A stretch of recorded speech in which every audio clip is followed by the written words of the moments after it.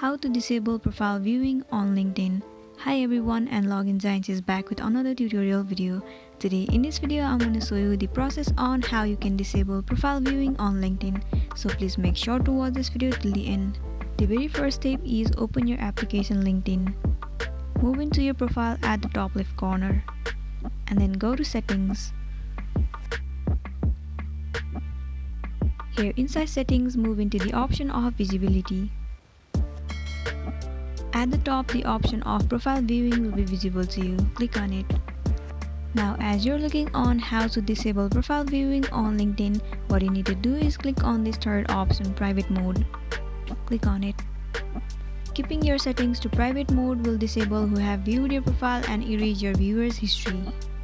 Well, this is it, and this was the process on how you can disable profile viewing on LinkedIn. I hope you found this video informative. If it does, please make sure to give thumbs up and subscribe to our channel. We'll see you on my next video.